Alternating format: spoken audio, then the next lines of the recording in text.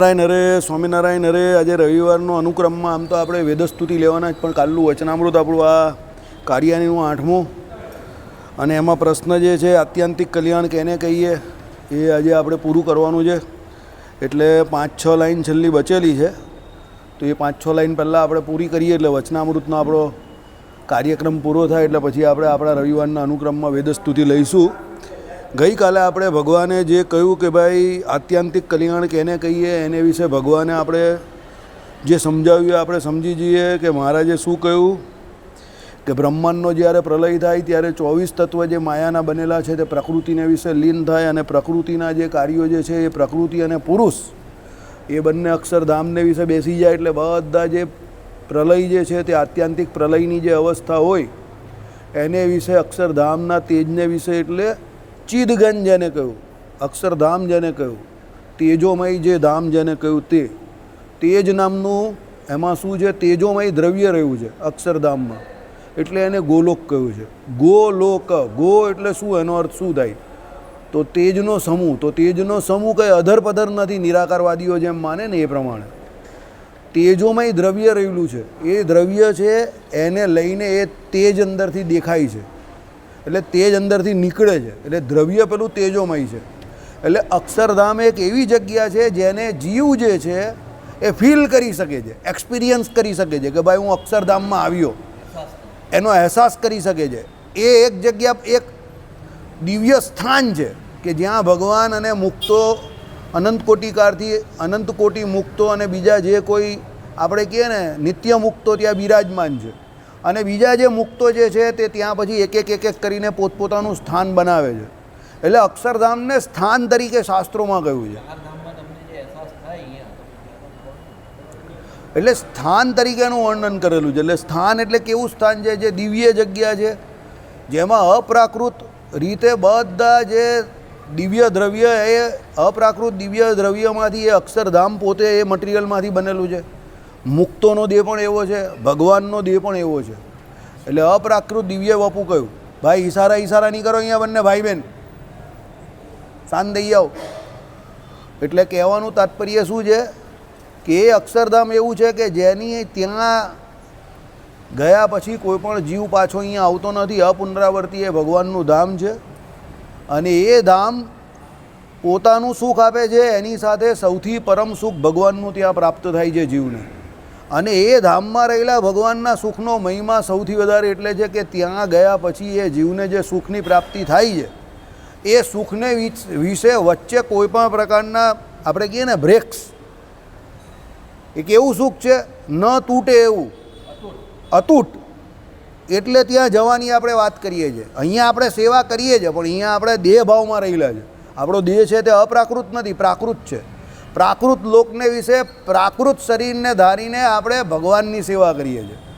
એટલે અહીંયા ભગવાને એટલે 116મા શ્લોકમાં કહ્યું બ્રહ્મરૂપની ભાવના કરવાની છે. બ્રહ્મરૂપ કોઈ થઈ નહીં જવાનું, માઇન્ડ ઇટ, સમજો. બ્રહ્મરૂપ થઈ નહીં જતો કોઈ, બ્રહ્મરૂપની ભાવના કરવાની છે. તો બ્રહ્મરૂપની ભાવના એટલે કેવી રીતે કે અહીંયા જે 6 ઉર્મિઓ કઈ 6 ઉર્મિઓ બોલો ફટાફટ. હા, જન્મ મરણ, હર્ષ શોક અને ભૂખ તરસ. હવે આ બધા એકબીજા જોડે કનેક્ટેડ છે. તમે વિચાર કરો તો શાંતિથી, કંઈ મોડે કરવાની ગોખવાની જરૂર નહીં થાય. જેનો જન્મ થાય એનું મૃત્યુ થાય. જન્મ કોનો થાય? શરીરનું થાય. શરીરનો જન્મ થાય ને, એટલે શરીર જે છે તે કેવું છે? પ્રાકૃત છે, એટલે એનો જન્મ થયો. એટલે માયાના 24 તત્વોનું બનેલું છે, એટલે જન્મ થયો. હવે એનો જન્મ થયો એટલે એનું મૃત્યુ નક્કી. હવે જેનો જન્મ થયો એને અહીંયા હર્ષ પણ થાય અને શોક પણ થાય. એટલે શોક એટલે શું છે? સુખ પણ મળે ને દુઃખ પણ મળે. કેવી રીતે? એના જ્ઞાનની અનુકૂળ અવસ્થા થાય એટલે એને હર્ષ એટલે સુખ થાય, એના જ્ઞાનની પ્રતિકૂળ અવસ્થા થાય એટલે એને દુઃખ થાય. વારંવાર આપણે ચર્ચા કરી છે કે હર્ષ અને શોક કે સુખ કે દુઃખ તમે કેવું એ કોઈ વસ્તુ કે વ્યક્તિ એની ઉપર આધારિત નથી, એ તમારામાં રહેલા જ્ઞાનને આધારિત છે. આ ભાઈ મને ગમે છે, કદાચ બીજા કોઈને ન ગમતા હોય, તો ભાઈ એકના એક જ છે, પણ મને ગમે જ બીજાને ન ગમે. એટલે મારા માટે એ ભાઈ સુખમય છે, પણ બીજા માટે દુઃખમય થઈ જાય. જો હવે એ વ્યક્તિ તરીકે સુખ આપનારો કે દુઃખ આપનારો હોય તો એ બધાને કાં સુખ આપનારો થાય કાં દુઃખ આપનારો થાય. વન વિઝિબલ સ્ટેટમેન્ટ બને કે જે એને જોઈને જ એવું લખાયેલું હોય કે ભાઈ આ સુખ આપનારો વ્યક્તિ છે કે આ દુઃખ આપનારો છે. દાખલા તરીકે મોદી સાહેબ તો મોદી સાહેબ ઘણાને ગમતા હશે, જેને ગમતા હશે એ વોટિંગ એની ફેવરમાં કરશે, પણ ઘણાને ન પણ ગમતા હશે તો એની વિરુદ્ધમાં વોટિંગ કરશે. વિષય વ્યક્તિ એ પ્રમાણે વિષય એવો આવે. અત્યારે ગરમી પડે છે તો ગરમી મને નથી ભાવતી, પણ ઘણા એવા હશે કે જેને ઠંડી ન ગમતી હોય તે કે એના કરતાં તો ગરમી સારી. સમજો બરાબર. હવે ગરમી એક ઇન્ડિવિજ્યુઅલ સ્ટેટમેન્ટ છે, એ પોતે કર્મ છે. બરાબર. ગરમી હું નથી પાડતો કે તમે નથી પાડતા, જેને ગમે એ પણ નથી પાડતો કે જેને નથી ગમતો એ પણ નહીં પાડતો. સમજો ગરમી એનું કામ કરે છે, પણ એકના માટે અનુકૂળ અવસ્થા છે, બીજા માટે એક એવી અવસ્થા છે પ્રતિકૂળ અવસ્થા છે. આ જ પ્રમાણે સુખ ને દુઃખનો આધાર છે. સમજો વ્યક્તિ કે પરિસ્થિતિ, તમે જે કંઈ કહેવું તે કે વસ્તુ, એક વસ્તુ એવી છે કે જે તમને સુખ આપનારી થાય તો બીજાને દુઃખ આપનારી થાય. સમજો દાખલા તરીકે તમે 10 લાખ રૂપિયા કમાયા તો તમને એ સુખ આપનારી થાય એ વસ્તુ. તમે 10 લાખ કમાયા એની ખુશીમાં પાર્ટી આપો અને એમાં તમે 1000 માણસને બોલાવ્યા. આઈ એમ અસ્યોર્ડ કે તમે જે 1000ને બોલાવી એ કારણ પૂછશો તો તમે કહેશે કે 10 લાખ કમાયો, તો એમાંથી 700 માણસ તમારું ખાઈ જશે, પણ એને ગમશે નહીં કે તમે 10 લાખ કમાયા. ખાઈ જશે ખરા, પણ એને ગમશે નહીં. હવે 10 લાખ કમાયા એ સિમ્પલ મેટર છે, એ તો ઘટના ઘટી તમારી જોડે, પણ એમાંથી 700 માણસને જે તમે બોલાવ્યા તમારા સિલેક્શનથી તમારી ખુશીમાં સામેલ કરવા, તમે એ 10 લાખમાંથી લાખનો ખર્ચો કરીને એને બોલાવેલા છે, તો પણ 700 માણસ એવા હશે કે જે તમારી ખુશીમાં સામેલ નહીં થયા, ખાવા જ આવેલા છે. તો સાલો 10 લાખ કમાઈ ગયો ને આપણે રહી ગયા, એવું તો શું કર્યું? સમજો 200-300 એવા હશે જેમાંથી 100ને કોઈ લેવા દેવાની હશે, ખાલી 50-100 જેવા હશે કે જેને હકીકતમાં તમે 10 લાખ કમાયા હશે તે ગમ્યું હશે. બરાબર. ઘટના એક જ ઘટી છે કે તમે 10 લાખ કમાયા, પણ એના પરિણામ બધા અલગ અલગ છે. આ સુખ દુઃખની વ્યાખ્યા છે. આપણા મંડળમાં એવા જ ને, આપણા મંડળમાં એવા ઘણા માણસ છે જેને એવું છે કે એ તો બહુ કમાયેલા છે, તો બહુ કમાયેલા છે, એને કંઈ કમાવાની જરૂર નથી. સમજો ઘણાને એવું છે, અરે ભાઈ જે કમાય એને કમાવા દે નહીં, જે નહીં કમાતો હોય તેના ભાગ્યથી ન કમાશે, જે કમાતો હોય તેના ભાગ્યથી. તને કેટલા ઉભરાઈ જાય છે. બરાબર. કંઈ પણ થાય દોડી જ જાય. આ કેમ અહીંયા આમ કરે, પેલો કેમ અહીંયા આમ કરે, ફલાણ. અરે એને જે કરવું હોય તો કરે, તારી પાસે એવો ટાઈમ કા છે? જે ભજન નહીં કરતો એની પાસે જ એવો ટાઈમ છે કે આ કયું દાન કરવા આવ્યો, અમાસનું કરવા આવ્યો કે પૂનમનું કરવા આવ્યો. જે ભજન કરતો એની પાસે ટાઈમ જ નથી. મારી પાસે એવો ટાઈમ જ નથી કે તમે શું કામ મંદિર આવો છો. મેં કોઈ દિવસ કોઈને પૂછ્યું, તમે જોયો આ કોઈ દિવસ કોઈને પૂછ્યું કે આ કેમ અહીંયા આવે છે, કે કેમ જાય છે, કે કાથી આવે છે ને શું કરે? પેલો કંઈ ભૂતથી સંગાયો એટલે આપણે આ આવ્યો હશે. પેલો કંઈ અહીંયા ના સાધુ, હા છે ચાલ બોલતો. પેલો કે આપણે હા કરવું પડે. કેમ? મારે શું લેવા દેવા કોઈ કાથી આવે કે નહીં આવતો? મારે મારું કામ કરવાનું જ અહીંયા. મારી પાસે શોર્ટ ટાઈમ છે, લિમિટેડ ટાઈમ છે, એમાં મારે ભજન કરીને નહીં કરવાનું જ. કોઈ વેસ્ટ ઇન્ડિઝ ત્યાં તાપુ પરથી એ રહ્યો ત્યાંથી નારિયેલ તોડીને અહીંયા આવતો હોય ને મને શું લેવા દેવા એની જોડે? I am least concern with this matter. સમજ્યા? પણ આપણે એ પ્રોફેશનલ એટીટ્યૂડ ભજનમાં નથી રાખતા કે અહીંયા આવ્યા પછી મારા સમયની વેલ્યુ છે, હું અહીંયા મારા દુનિયાભરના કામ છોડીને આવું તો હું ભજન કરવા આવું છું. એવો પ્રોફેશનલ એટીટ્યૂડ આપણો ભજનમાં નથી. એ જ્યારે થશે ને ત્યારે સમજવાનું કે આપણું કામ થઈ ગયું. સમજો? એટલે સુખ અને દુઃખ એ પણ આ પ્રમાણે છે. શું બાકી રહ્યું? ભૂખ અને તરસ. ભૂખ અને તરસ એ પણ આવવાના જ છે. જન્મ થયો એટલે મરણ થવાનું, સુખ અને દુઃખ આવવાનું, અને અહીંયા આવ્યા એટલે ખાવું પણ પડશે અને તરસ પણ છીપાવવી પડશે. ઉનાળામાં અત્યારે ગરમીમાં બહુ ભૂખ લાગે નહીં, પણ તરસ બહુ લાગે. શિયાળામાં ભૂખ બહુ લાગે, તરસ ઓછી લાગે. પણ અહીંયા આવ્યા એટલે આ થવાનું. હવે આ બધા 6 ઉર્મિઓના કારણ છે, એને કારણે ભગવાનમાં તમારી તેલ ધારાવત અવિચ્છિન્ન સ્મૃતિ રહેતી નથી. એમ આઈ રાઈટ ઓર રોંગ? સાચી વાત છે ને? આ માથાકૂટ અક્ષરધામમાં નથી. એટલે કહ્યું નિજાત્માનમ બ્રહ્મરૂપમ દેહત્રય વિલક્ષણમ વિભાવ્યતે ન કર્તવ્ય ભક્તિય કૃષ્ણસ્ય સર્વદા. એટલા માટે કહ્યું કે એ બ્રહ્મરૂપની ભાવના તમે કરશો કે પેલો અક્ષરધામમાં મુક્ત જે છે એને કોઈની માથાકૂટ નથી. કોણ આવે છે, કોણ જાય છે, કેમ, હું, શું, ફલાણું ઢીમકું, પેલાના છોકરાના કેટલા ટકા આવ્યા, કે આના છોકરાના કેટલા ટકા આવ્યા, કે આનું રિઝલ્ટ શું આવ્યું, પેલો શું કામ ત્યાં ગયો ના, એમ પેલા મુક્તને જેમ પરવા નથી, એમ તમે અહીંયા એવી ભાવના કેળવશો તો તેલ ધારાવત અવિચ્છિન્ન ભગવાનને વિશે સ્મૃતિ રહેશે ધીરે ધીરે. બાકી કાજી ડૂબલે ક્યું તો સાલે ગાંવ કી ફિકર. આ બહુ જૂની કહેવત છે. હવે તો કાજી બી જાળા હોવા માંડ્યા. બાકી આ લોકોના સમયની આ કહેવત હતી, કાજી ડૂબલે ક્યું તો સારે ગાંવ કી ફિકર. કાજી એટલે ખબર તમને? બાજી ખબર જ નહીં હશે અડધાને તો. બોલો અશોકભાઈ, કાજી દુબલે ક્યું? કાજી એટલે લે બોલો, કાજી દુબલે क्यों? सारे गांव की फिगर. એક વન ટાઈપ ઓફ ન્યાયાધીશ, પહેલાંના સમયમાં જે ન્યાય કરતા હતા ને એને કાજી કહેતા હતા, સમજો બરાબર. ચાલો, એને આખા ગામની ફિગર હોય ને એટલે એને કાજી કહેતા હતા. ચાલો આગળ જઈએ આપણે. એટલે કહેવાનું તાત્પર્ય એવું છે કે આ 6 ઉર્મિઓથી પર થાય તો ભગવાનનું ભજન થાય. હવે સમજો એ 6 ઉર્મિઓથી પર તો આપણે થતા થઈશું, પણ જેટલું આપણે અત્યારે કરી શકીએ જે તો કરીએ ને.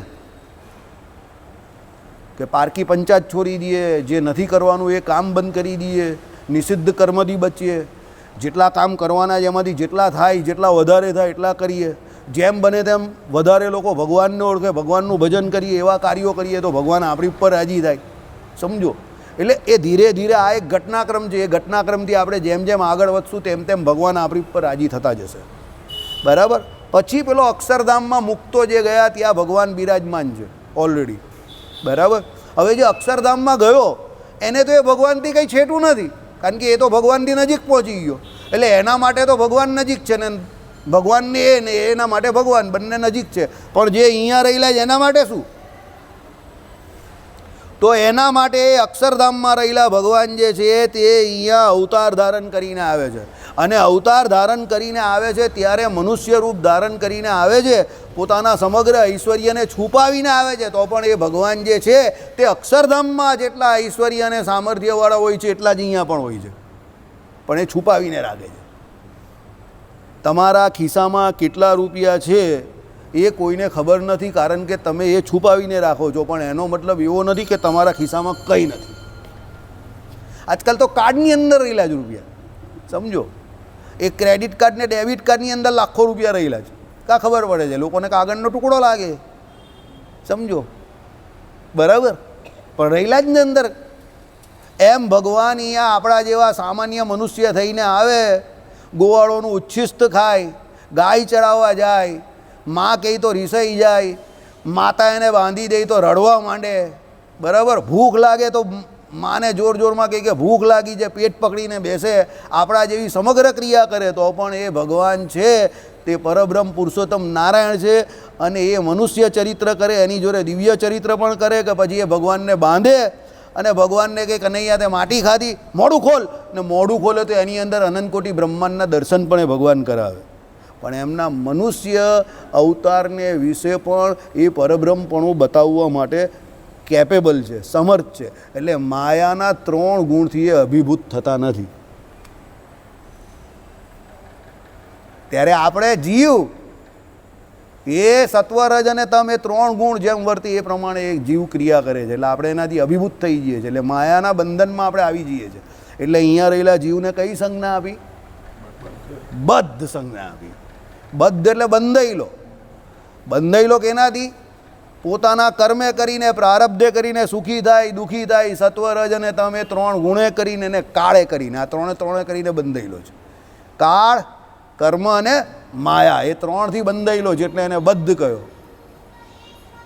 બરાબર. અને અક્ષરધામમાં ગયો તો આ 3થી શું થઈ ગયો? મુક્ત. એટલે એને ત્યાં શું સંજ્ઞા આપી? મુક્ત સંજ્ઞા આપી. એટલે જીવ એનો એ જ છે, પણ અહીંયા બદ્ધ છે, ત્યાં મુક્ત છે. કેમ?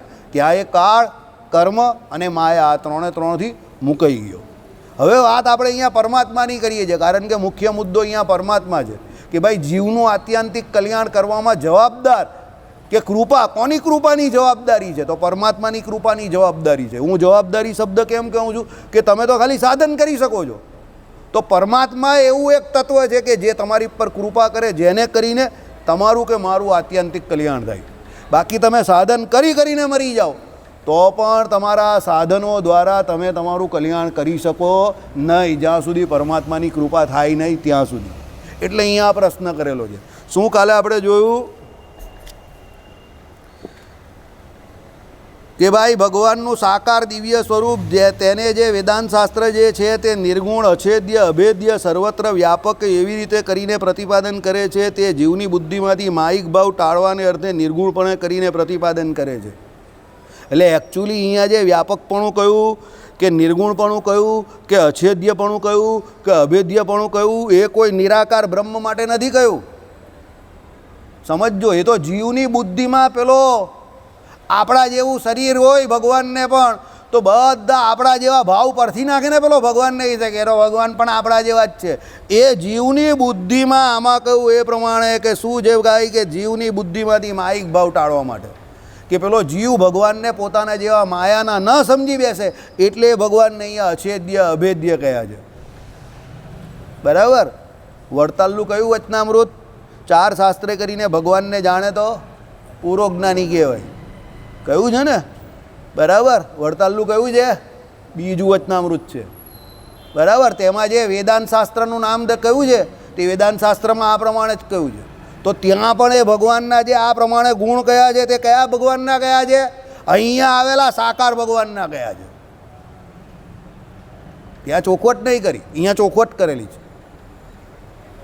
સમજો, કારણ કે ત્યાં બી વેદાંત શાસ્ત્રની જ વાત છે અને અહીંયા પણ વેદાંત શાસ્ત્રની વાત છે. બરાબર. પણ હવે ત્યાં સંદર્ભ જોવો પડે કે ત્યાં ભગવાનના સ્વરૂપની વાત કરેલી જ કે રૂપની વાત કરેલી છે. એટલે જ્યારે વડતાલનું બીજું ચલાવશું ત્યારે એ જોઈશું. અત્યારે એને અટકાવી રાખો, અત્યારે એની પર કોઈ ટીકા ટિપ્પણી કરવી નથી. પણ અહીંયા આ વેદાંત શાસ્ત્રની વાત કરી તેમાં શું નિર્ગુણ અછેદ્ય અભેદ્ય સર્વત્ર વ્યાપક એવી રીતે કરીને પ્રતિપાદન કરે છે. તે જીવની બુદ્ધિમાંથી માયિક ભાવ ટાળવાને અર્થે નિર્ગુણપણે કરીને પ્રતિપાદન કરે છે. અને એ ભગવાન તો ઉત્પત્તિ સ્થિતિ અને પ્રલય એ સર્વે કારને વિશે એક રૂપે કરીને જ વિરાજમાન છે. ભગવાન તો ઉત્પત્તિ સ્થિતિ અને પ્રલય ત્રણે કરે છે ને એ સર્વે કારને વિશે ભગવાન કેવા છે? એક રૂપે કરીને જ વિરાજમાન છે. એક રૂપે કરીને વિરાજમાન છે એવું કહ્યું. એટલે રૂપે કરીને જે ભગવાન ઉત્પત્તિ સ્થિતિને પ્રલય કરે છે. એટલે ભગવાનના રૂપની એટલે અહીંયા આકારની વાત કરી, સદા સાકારપણું, સાકારની દ્રઢ ગ્રંથિ બાંધવા માટે શ્રીજી મહારાજે પૂરો પ્રયત્ન કરેલો છે કે લોકો નિરાકારવાદ તરફ ચાલ્યા ના જાય. એ જ દકીએ એટલે એક રૂપ એટલે સદાને માટે એ રૂપ એવું ને એવું જ રહે છે. એટલે અહીંયા અક્ષરધામમાંથી ભગવાન રૂપ ધારણ કરે તો પણ આપણે હમણાં 5 મિનિટ પહેલાં જે ચર્ચા કરી એ પ્રમાણે કે ભાઈ કપડાં ભગવાન ગમે તે પહેરે, કે શરીર ભગવાન ગમે તે ધારે, મનુષ્યનું ધારે, પશુનું ધારે કે પક્ષીનું ધારે, પણ અંદર રહેલું ભગવાન પરમાત્મા તત્વ જે છે તે એકને એક જ છે. એટલે ત્યાં એક રૂપપણું એ ભગવાનના રૂપનું એ પ્રમાણે કહ્યું. બોડી ભલે બદલે ગમે એટલા, પણ એ પરમાત્માનું રૂપ જે છે તે એક જ કહ્યું એમ. એટલે અમાયિકપણું, દિવ્યપણું, એ દિવ્યપણું એને એક રૂપપણું કહ્યું. અહીંયા એક રૂપનો અર્થ દિવ્ય રૂપ એમ કે ભગવાનનું એ દિવ્ય રૂપ જ જાણવું સદાને માટે. ઉત્પત્તિ અવસ્થા હોય, સ્થિતિ અવસ્થા હોય કે પ્રલય અવસ્થા. વન્સ અગેન આઈ રિપીટ, હું પાછો વાંચું છું, સાંભળો શાંતિથી. અને એ ભગવાન તો ઉત્પત્તિ સ્થિતિ અને પ્રલય એ સર્વકાળને વિશે, સર્વકાળ ઉત્પત્તિ અવસ્થા કરે ત્યારે એટલે સૃષ્ટિ કરે ત્યારે પણ, સ્થિતિ અવસ્થા કરે ત્યારે પણ એટલે અહીંયા જ્યારે સ્થિતિ એની રાખે પછી ત્યારે પણ, અને પછી જ્યારે પ્રલય અવસ્થા હોય ત્યારે પણ. એટલે 3 કાળ ભૂત ભવિષ્ય અને વર્તમાન એ સર્વકાળને વિશે એક રૂપે કરીને જ વિરાજમાન છે. પણ માયિક પદાર્થની પેઠે વિકારને પામતા નથી. દિવ્યપણું બતાવ્યું. આપણે સર્વકાળને વિશે એવા નહીં રહેતા. 20 વર્ષ પહેલાં તમારું બોડી મારા જેવું હતું, તમે જાડિયા હતા મારી જેમ, મને ખબર છે, તમારો ફોટો મેં જોયો છે. બરાબર. અત્યારે તમે આવા થઈ ગયા, આના જેવા થવા માંડ્યા. બુરા કાકા પણ એવા હતા, આજે છે નહીં બુરાભાઈ, એ પણ અમારા જેવા હતા 50 વર્ષની ઉંમરે. એ સફારી પેનને પહેલાં પાટોત્સવમાં આવતા હતા ને તો અમારા જેવા દેખાતા હતા. જેવા અમે 2 ભાઈ છે ને અત્યારે બલ્કી એવા દેખાતા હતા. સમજો. પણ આપણા શરીરમાં સાહજિક રીતે વિકાર એક્સેપ્ટેડ છે, એ વિકાર થવાનો છે. એટલે તમારું શરીર તમે ઉતારી નાખ્યું, મારું શરીર ભગવાન જાણે કેવું થશે તે.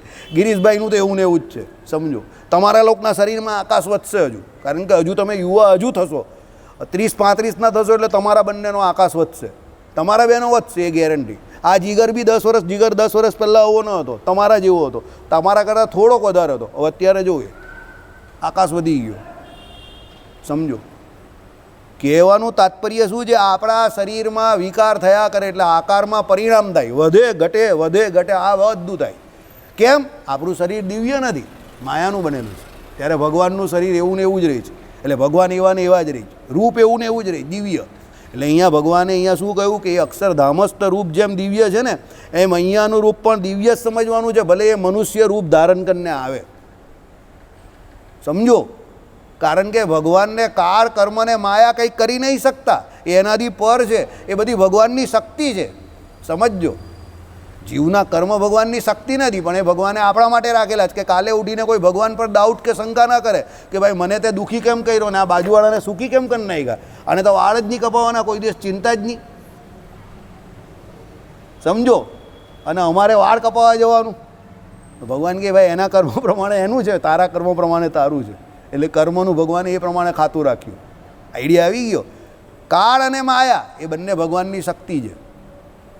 ભગવાન કાળ અને માયાથી પર છે. સમજો, માયાના 3 ગુણ ભગવાનને અડતા નથી, અને ભૂત ભવિષ્ય અને વર્તમાન એ 3 કાળમાં ભગવાન જેવા છે તેવા ને તેવા છે. આઈડિયા આવી ગયો? કેમ? એ ભગવાન આપણા જેવા રો મટીરિયલના, માયાના બનેલા રો મટીરિયલના બનેલા નથી, એ દિવ્ય રો મટીરિયલના બનેલા છે. અહીંયા આવે ત્યારે પણ ભગવાન ધારે એ કરી શકે. ભગવાન ધારે તો અહીંયા આવે તો પણ 5000, 10,000, લાખ વર્ષ સુધી પણ ભગવાન જેવા છે તેવા ને તેવા રહી શકે છે. એવું નહીં એ નહીં રહી શકતા, પણ મનુષ્ય સદ્રશ થઈને મનુષ્ય સજાતીય થાય તો પેલા બીજા જે કોઈ જીવ હોય એને ભગવાનને વિશે હેત થાય, એટલે ભગવાન આપણા જેમ વર્તે છે. જો કોઈ વ્યક્તિની સરળતા એ વ્યક્તિ ગગો છે કે ડોબો છે એ સાબિત કરતી નથી. એ તો મૂર્ખ માણસ એવું સમજી બેસે છે. આમાં ન લખ્યું કે મૂર્ખ હોય તે ભગવાનને એમ કહે કે બીજા જીવ જેવા સમજી બેસે છે. કોઈ વ્યક્તિ સરળ હોય, તમને બધું ચલાવી લેતો હોય, ખુલ્લા દિલથી રહેતો હોય, એટલે એનો મતલબ એવો થોડો કે મૂર્ખ છે. એ વધારે હોશિયાર છે કે લેટ ગો કરે છે, એને જીવતા આવડે છે, એને કકડાટ નથી કરવો એટલે એ શાંતિથી જીવે છે. એટલે ભગવાન પોતે એ પ્રમાણે વર્તે છે કે પેલા શિશુપાલના 100 ગુના ભગવાને માફ કરી નાખ્યા, એટલે આપણે એમ કે ભગવાને તો 100 માફ કરી દીધા ને એના. અરે 100 માફ કર્યા એ ભગવાનની દિલેરી છે. ધારે તો સંકલ્પ માત્રમાં પ્રકૃતિ વિલાસને વિશે અનંતકોટી બ્રહ્માંડનો નાશ કરી નાખે. એ રાવણને, શિશુપાલને, કંસ ભગવાનને કાલ નડવાના છે, પણ એ તો ભગવાન ચરિત્ર કરે, અને એ ચરિત્રે કરીને એ ચરિત્રને જે ભગવાનના ભક્તો ગાય કે સંભાળે એ બધા ભગવાનના સાધર્મ્યને પામે. એટલે ભગવાન આ બધી લીલા આપણા માટે કરે છે. બાકી ભગવાનને એ બધાને કંઈ બહુ નિગ્લિજિબલ કામ છે ભગવાન માટે, સંકલ્પ માત્રથી થઈ જાય એવા. એના માટે કંઈ ભગવાનને અવતાર ધારવાનું પણ પ્રયોજન નહીં થતું. સમજજો, એટલે આપણે આગળ ન જવું. એ તો ભગવાન પોતાના ભક્તોને લાલ લડાવો કરે છે. આ બધું તો એની મેરે મેરે કરે છે, બાય પ્રોડક્ટ, કે ચાલ ભાઈ આ પણ બધા ઉડ્ડું ફુડ્ડું છે એનું કામ કરી નાખવું એમ. બરાબર? ચાલો સાંભળો. એટલે પણ માયિક પદાર્થની પેટે વિકારને પામતા નથી, સદા દિવ્ય રૂપે કરીને વિરાજમાન રહે છે. આવી ગયું ને? દિવ્ય રૂપે કરીને પોતાના અક્ષરધામમાં વિરાજમાન રહે છે. આપણે આગળ જઈએ, અહીંયા પણ એ ભગવાન ભલે માયાના જે કંઈ તત્વને આપણી જેમ તમે કેવું કે ન કેવું, પણ આપણા જેવા ભલે દેખાતા હોય, ચૂથણું તો ભગવાને કરવાની ના પાડી એટલે આપણે નહીં કરતા, પણ ભલે આપણા જેવા દેખાતા હોય, પણ એ આપણા જેવા નથી. અહીંયા પણ એને દિવ્ય જ માનવાના જ આપણે. કેમ? અક્ષરધામમાં રહેલા ભગવાન જેવો તમારો મોક્ષ કરી શકે છે એવો અહીંયા રહેલા ભગવાન કરી શકે છે. અરે અહીંયા રહેલા ભગવાનની કા વાત કરો, આ અર્ચા મૂર્તિ તમારો મોક્ષ કરી શકે છે. તમારી પાસે અત્યારે પ્રાપ્ય તો આ અર્ચા મૂર્તિ જ છે ને, તો તમે એનું ભજન કરો તો અક્ષરધામમાં જવાના ને પેલા ભગવાન ઓરિજિનલ ભગવાનને પામવાના ને. તો જો આ અર્ચા મૂર્તિમાં આટલી કેપેસિટી હોય તો પછી યાર બીજી તો વાત જ કા કરવી. જ્યારે અવતાર ભગવાન જાતે લઈને આવે ત્યારેની તો વાત જ કા કરો, કારણ કે મૂર્તિ તો કા અર્ચાની છે, કા મૂળ રૂપની છે, કંઈ ત્રીજું તો કંઈ આવતું નથી. બરાબર? તો પછી જો એ ભગવાનની મૂર્તિ સ્થાપેલી છે, આ દરેક જગ્યા પર કાયદા કાનૂન ભગવાને સંપ્રદાય વિશે બનાવેલા જ. બધા સંપ્રદાયમાં હોય કે ભાઈ આચાર્ય મૂર્તિની સ્થાપના, આપણે ત્યાં એવું છે અલગ અલગ સંપ્રદાયની અલગ અલગ રીત હોય એવી. એમાં કોઈ ટ્રેડિશન પરંપરા ચાલતી હોય એ પ્રમાણે પરંપરાગત રીતે એ સંપ્રદાયના લોકોએ વર્તવું પડે, અને એ પ્રમાણે જ એ લોકોનો મોક્ષ થાય. એ બધાનું અલગ અલગ હોય, એમાં કંઈ આપણે કંઈ વાંધો વચકો નથી, એ બધાની પોતપોતાની રીત હોય. સમજો, પણ કહેવાનું તાત્પર્ય અહીંયા શું છે કે મૂર્તિ જે બનેલી છે અહીંયાના કોઈ દ્રવ્યની કે પદાર્થની, પાષાણની બનેલી છે, ધાતુની બનેલી છે, લાકડાની એટલે કાસ્તની બનેલી છે, પંચધાતુની બનેલી છે, કે બીજા કોઈ પણ પ્રકારના અહીંયાના માયાના રો મટીરિયલની કે દ્રવ્યની બનેલી છે, તો પણ એ મૂર્તિને વિશે એટલું સામર્થ્ય છે કે તમને ઓરિજિનલ ભગવાન મેળવી આપે. તો પછી અવતાર લે એની તો વાત જ કા કરો. આ મૂર્તિને વિશે આટલું સામર્થ્ય છે કે તમને ઓરિજિનલ અક્ષરધામના ભગવાન મેળવી આપે છે. શું કહ્યું ભગવાને? કે તમે આ મૂર્તિને જે કંઈ પત્રમ, પુષ્પમ, ફલમ, તોયમ જે કંઈ કરો છો, ધરાવો છો, સેવા કરો છો, તે બધું ભગવાન અક્ષરધામના ભગવાન દિવ્ય રૂપે કરીને ગ્રહણ કરે છે. આવું કહ્યું. દિવ્ય રૂપે કરીને ગ્રહણ કરે છે અક્ષરધામના ભગવાન. આ મૂર્તિમાં આટલું સામર્થ્ય મૂકેલું છે તો પેલા અવતાર લઈને ભગવાને એની તો વાત જ કા કરવાની. સમજો, મૂર્તિ તો બોલતી નથી, પેલા ભગવાન તો બોલે, આટલા બધા વચનામૃત બોલેલા છે આપણી સામે જ. બરાબર, તો યાર ત્યારની તો વાત જ કા કરવાની. એટલે એ ભગવાન સદાને માટે દિવ્ય જ છે. ભગવાનના ભક્તે તો ભગવાનને કાયમ દિવ્ય જ માનવાના. બીજા જે કોઈ હોય તે, બીજાની આપણે ચિંતા કરવાની નથી, એને જે કરવું હોય તે કરે. બરાબર, ચલો. એવી એટલે સાંભળો, પાછું રિપીટ કરું, પણ માયિક પદાર્થની પેઠે વિકારને પામતા નથી, સદા દિવ્ય રૂપે કરીને વિરાજમાન રહે છે. એવી રીતે પ્રત્યક્ષ પુરુષોત્તમને વિશે જે દ્રઢ નિષ્ઠા, કોને વિશે? પ્રત્યક્ષ પુરુષોત્તમને વિશે જે દ્રઢ નિષ્ઠા, તેને આત્યંતિક કલ્યાણ કહીએ. કલ્યાણ કહીએ તેને આત્યંતિક કલ્યાણ કહીએ. એટલે મહારાજે શું સવાલ આપ્યો? પ્રત્યક્ષ પુરુષોત્તમ નારાયણને વિશે જે દ્રઢ નિષ્ઠા. તો અત્યારે આપણા પાસે પ્રત્યક્ષ પુરુષોત્તમ નારાયણ કોણ છે? મૂર્તિ, અર્ચા અને ભગવાનના શબ્દો, અક્ષરરૂપ બ્રહ્મ. ત્યારે નર રૂપે નારાયણ પોતે કહેતા હતા, પણ અત્યારે આપણા માટે કોણ? તો તમારા માટે મૂર્તિ અને શાસ્ત્રો અને મહારાજે જે આચાર્યના સ્વરૂપ પધરાવ્યા તે કે જેના દ્વારા કલ્યાણનો માર્ગ આમને આમ ચાલુ છે.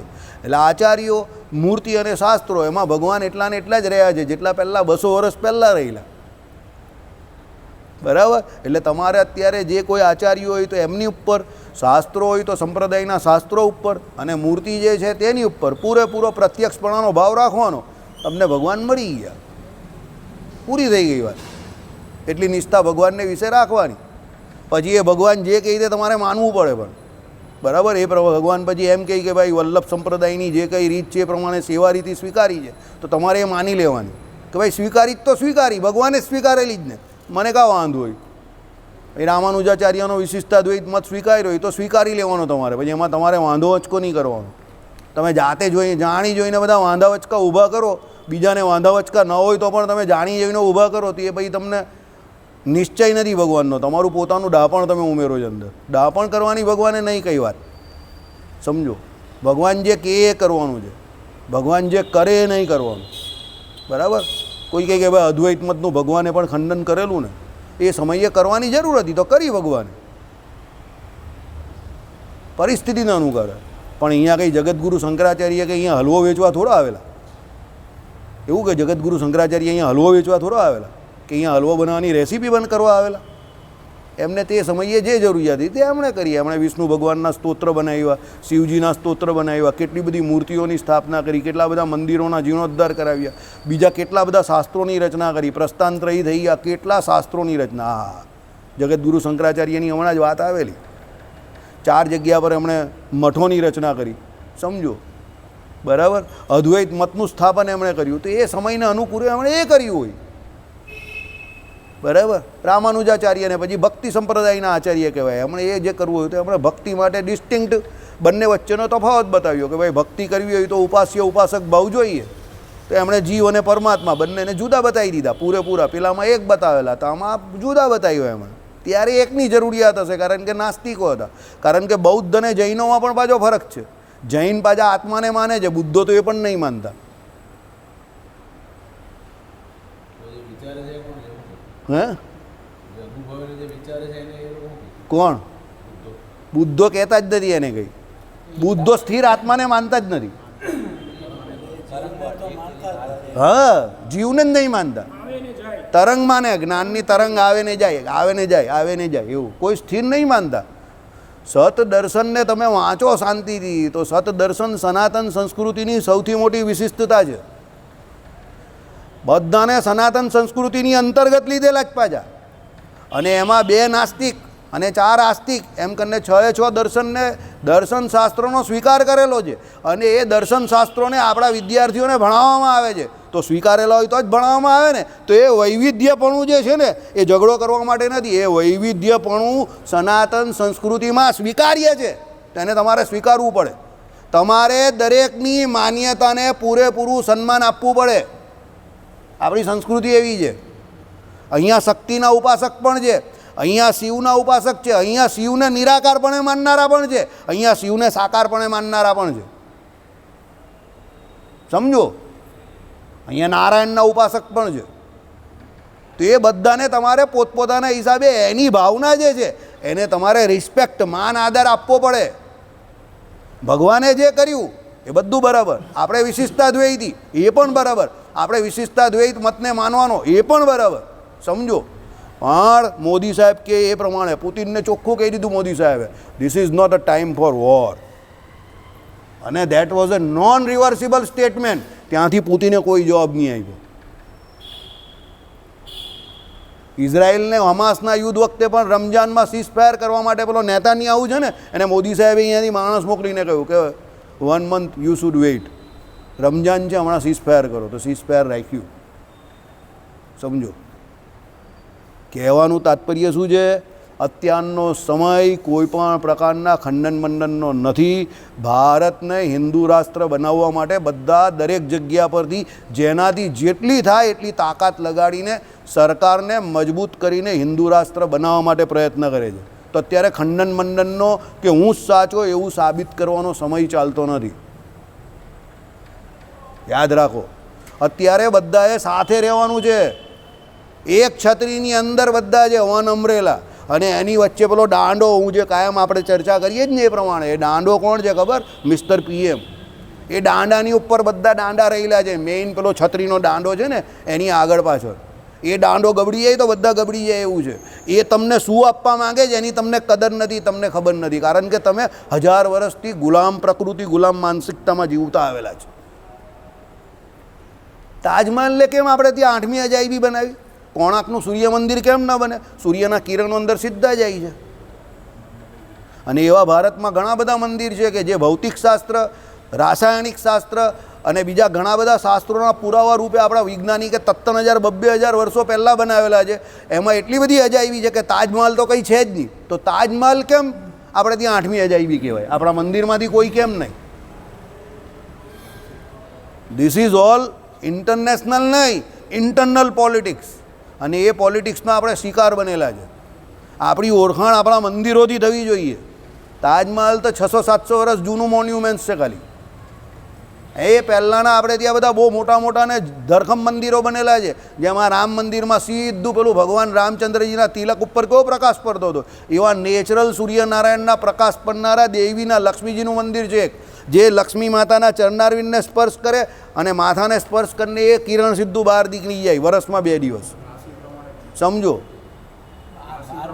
હા, હવે આ બધા મંદિરોના પ્રમોશન કેમ નહીં થયા? કેમ તાજમહલનું પ્રમોશન થયું? આપણે લીધે. કારણ કે વી આર નોટ અવેર. આપણે એવા અવેરનેસ નથી આપણામાં. બરાબર?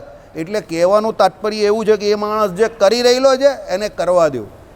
બરાબર? અને પાછા એ જ ભાઈ આવવાના છે, તો નક્કી જ છે. સીટ ગમે એટલી આવે પણ આવવાના તો એ જ છે. સીટમાં પણ પર્સન્ટેજ વેરિએશન થશે, સીટ બી હારી જવાની છે, એ જ જીતવાના છે. હું કોઈ રાજનીતિજ્ઞ કે હું કોઈ પોલિટિશિયન નથી, પણ મારું ગટ ફીલ એવું કહે છે. બરાબર? અને ત્યાં સુધી શેર બજાર ઊંચું નીચું ચાલશે એ દિવસે 1000 પોઈન્ટનો ઉછાળો છે જ, નક્કી વાત છે. બરાબર? તમને અત્યારથી પેપર ફોડ નાખું છું. ચાલો, ઓકે, આગળ જઈએ હવે આપણે. એટલે પ્રત્યક્ષ પુરુષોત્તમ નારાયણ આપણા માટે મહારાષ્ટ્રીય સ્થાપેલી આ મૂર્તિ છે. એટલે આ ભગવાનને આપણે એ પુરુષોત્તમ નારાયણ સમજીને એનું ધ્યાન ભજન ઉપાસના કરવાની, એ આપણા માટે આત્યંતિક કલ્યાણ. એવી નિષ્ઠાને પામીને જે સિદ્ધ દશાને પામ્યો હોય તેની આવી દશા હોય છે. જો હવે આ ભગવાનને વિશે તમે ભક્તિ, ધ્યાન, ભજન, ઉપાસના કરો ને તો પેલો જીવ સિદ્ધ દશાને પામે. પ્રત્યક્ષ ભગવાનને વિશે સિદ્ધ દશાને પણ આ મૂર્તિ થકી જ પામવાના છે. બરાબર? કેવી? તો પિંડ બ્રહ્માંડનો તથા પ્રકૃતિ પુરુષનો પ્રલય થયા પછી અક્ષરધામને વિશે જે ભગવાનની મૂર્તિ અખંડ વિરાજમાન રહે છે. સમજો, જે પેલું પહેલાં કહ્યું ને કે સમગ્ર પિંડ બ્રહ્માંડનો નાશ થઈ ગયો અને પ્રકૃતિ પુરુષ સુધી બધા પોતપોતાના કાર્યમાંથી નિવૃત્ત થઈને ભગવાનના ધામમાં બિરાજમાન હોય અને એક સતચિદ ઘન, ચિદ ઘન જે અક્ષર બ્રહ્મનો પ્રકાશ હોય ને એને વિશે ભગવાનની મૂર્તિ, એટલે ભગવાન જ એક બિરાજમાન હોય એવી સ્થિતિ પહેલાં નહીં થાય. શું? ભગવાનની મૂર્તિ અખંડ બિરાજમાન રહે છે. તે મૂર્તિને સ્થાવર જંગમ સર્વ આકારને વિશે જ્યાં ત્યાં દ્રષ્ટિ જાય ત્યાં ત્યાં સાક્ષાત્કાર દેખે. શું કહ્યું? કઈ અંદર ગયું?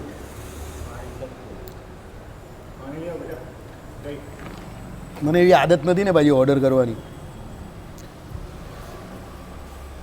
શું? સ્થાવર એટલે આ જળ, જંગમ એટલે બધા જેટલા આપણે ચેતનો દોડી રહેલા છે, જે 24 તત્વના દેહને લઈને તે કે બીજી જેટલી કોઈ વસ્તુ હોય બધી દોડતી હોય, એને વિશે પેલો સિદ્ધ દશાવાળો પુરુષ ભગવાનને જ્યાં દ્રષ્ટિ જાય ત્યાં સાક્ષાત્કાર દેખે, અને એ મૂર્તિ વિના બીજું અણુ માત્ર પણ ભાષે નહીં. એ સિદ્ધ દશાનું લક્ષણ છે. એટલે એ મૂર્તિ વિના બીજું ભાષે નહીં. આ વચનામૃત ચાલ્યું એ પહેલાં આપણે એક દિવસ ચર્ચા કરેલી, ભગવાનની ભક્તિ કરે એની શરૂઆતની દશા શું હોય અને છેલ્લી દશા શું હોય. શરૂઆતની દશામાં એ ફક્ત મૂર્તિને વિશે ભગવાન માને. આપણે આ ચર્ચા કરેલી યાદ છે? કોઈએ ધ્યાન ના આપ્યું હોય અલગ મેટર છે, સમજો. જ્યારે કોઈ પણ હરિભક્તની પહેલી શરૂઆત થાય ત્યારે ભજન કરે તો એની પહેલી જે આસ્થા હોય તો મૂર્તિને વિશે બેસે, એટલે એને મૂર્તિને વિશે ભગવાન દેખાય. અને એની જે પરાકાશ થાય એટલે એની અંતિમ અવસ્થા, સિદ્ધ અવસ્થા શું છે? તો એ મૂર્તિના દર્શન એને સ્થાવર જંગમ બધે દેખાય. સિયારામભાઈ સબ જગ જાની આમાં આવી ગયું, જોઈ લો. આપણે એ સિદ્ધાંત આ વચનામૃત વગર સમજાવેલો, આમાં ભગવાને એને સ્ટેમ્પિંગ કરી નાખ્યું, સર્ટિફિકેશન ઓફ ભગવાન સ્વામિનારાયણ, કે આપણી ઉપાસનાની શરૂઆત આ મૂર્તિથી થાય અને એનો એન્ડ કા આવે?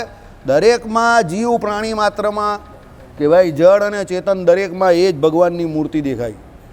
એટલે જીવ વિશે જે ભેદ બુદ્ધિ રાખવી, પારકું પોતાનું રાખવું, આ બધું જે કરે એનું કોઈ પણ રીતે કોઈ પણ જગ્યા પર ઉપાસનાને વિશે કે ભક્તિને વિશે કંઈ કામ જ નથી. You are at wrong place. તમે ખોટી જગ્યા પર આવી ગયા છો. આ બધું સંસારનું છે, પારકું પોતાનું, વહાલું હરખામણું. કારણ કે જે વ્યક્તિને દરેક જગ્યા પર ભગવાનના દર્શન કરવા હોય એને તો બધે ભગવાન દેખાય એ પ્રમાણે પ્રયત્ન કરવો જોઈએ. કપટથી દૂર રહેવાનું, અતિશય સરળ બનો. કોઈ મૂર્ખ નહીં બનાવી જાય તમને. Nobody can make a full of you. યાદ રાખજો, એ આપણી ભાવના હોય એવી છે. કોઈ તમને મૂર્ખ નહીં બનાવવાનું. ભગવાન જ તમને એટલી હોશિયારી આપશે ને કે તમને ખબર જ પડી જશે કે આ આવું છે. કારણ કે પરમાત્મા પુરુષોત્તમ નારાયણ સર્વજ્ઞ છે. તમે સર્વજ્ઞની ઉપાસના કરો તો તમે ગગા થઈ જવાના. શું આત્મા માલ છે? તમે શું આત્મા માલ કહ્યું?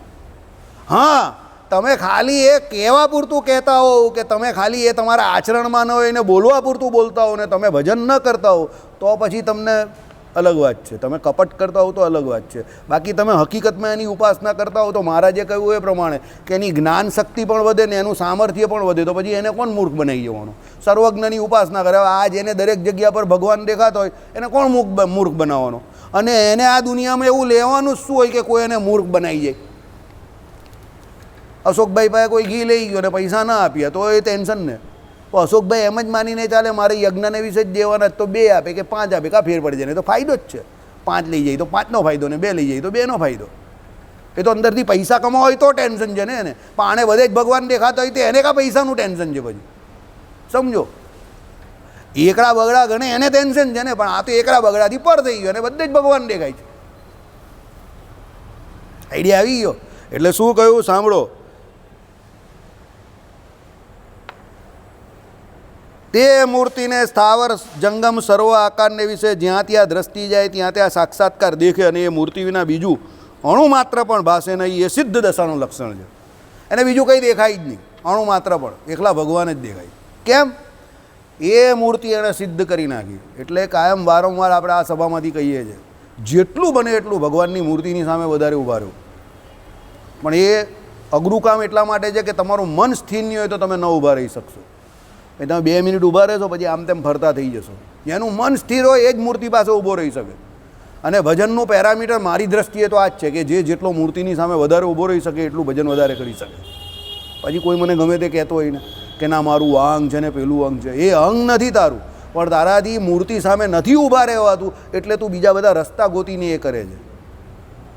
સમજો, તમારું મન સ્થિર નહીં હોય એટલે તમારી મૂર્તિ સામે ઊભા જ નહીં રહેવાય. માળા ફરે જ નહીં ને, ગેરંટેડ નહીં ફરે.